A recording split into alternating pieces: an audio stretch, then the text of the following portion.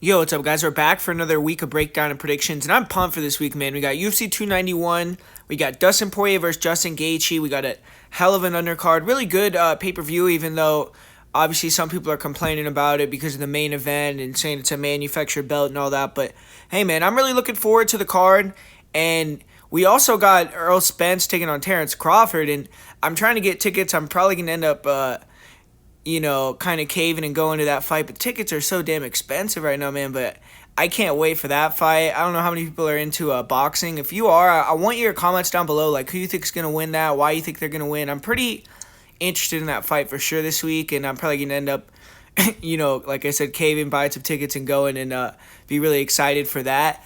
But yeah, man. In terms of UFC betting and betting in general, we've been killing it recently. I had a few people send me some big slips on Patreon where they made some pretty good money this past weekend. We've been up over almost 18 units over the last 2 weeks on UFC, which is really, really good. So feeling confident. I already got 12 bets for UFC 291. I got quite a few positions where it's a pretty big underdog position, and I feel like there's a lot of underdogs that could potentially win on this card. So looking forward to breaking it down. And besides that, man, if you want access to those bets, go to patreon.com/MAPredictionGuru. That's where you're going to find everything.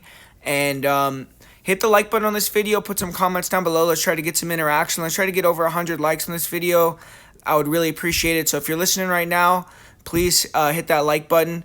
And let's get into this first fight of the night here. The first fight of the night, to me, it's kind of like, I don't know, it's a throwaway fight for the card, but it is fitting. We got Zombie Girl, Priscila Cachoeira fighting on a BMF card, and, say what you want about her style, but she does fight like a bad motherfucker. She goes in there and just throws down like it's a barroom brawl, and that's always fun to see. And one thing about her that she has going for her, she's training at MMA Masters, and you see all these girls that came out of MMA Masters recently, like Amanda Nunes, which obviously, you can't take too much, MMA Masters can't take too much credit for that, but like Ariane Lipsky, we saw Aline Perez just dominate, Ashley Evans Smith, so Cachoeira has a good room there with a lot of UFC fighters that are doing well, so she has that confidence. And then Miranda Maverick, she had that last fight only like about a month ago, maybe a little bit over, maybe close to 2 months, but against Jasmine Judavicius, where she was a big favorite,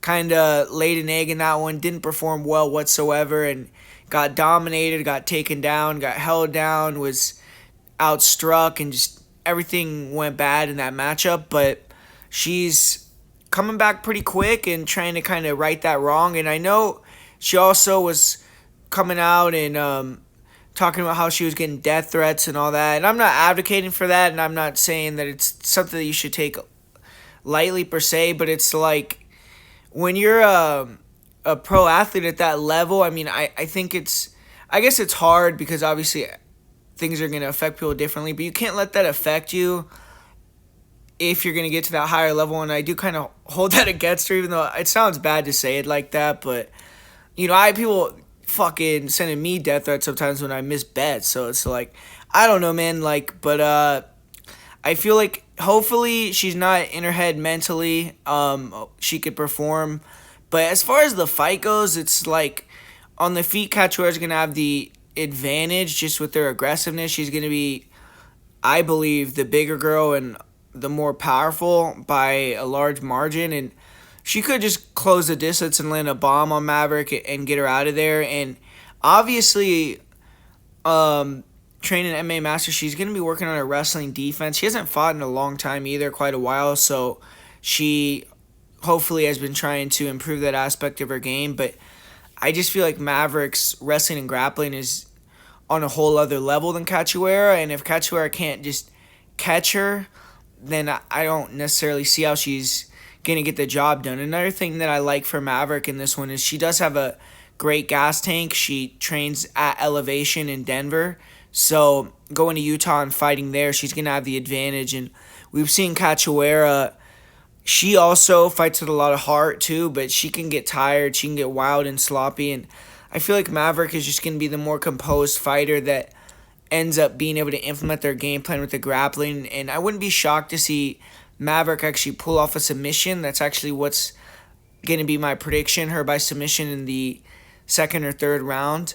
But it's a fight I would stay away from more than likely. I mean, the odds are off. It's like, I would say it's a dog or pass, but I don't necessarily have faith in Cachoeira to bet her whatsoever, and I am picking Maverick. So ultimately, maybe the under, Maverick by submission. Maybe those are a couple things you could look at, but the official pick, I'm going to say Maverick wins by second round sub. But one of these fights that I don't have a lot of confidence in either fighter. I feel like Maverick is clearly better, and maybe at a different point in her career, she would justify these odds. But how she's looked recently, the potential mindset that she's in, just having lost not very long ago, it's hard for me to justify that number.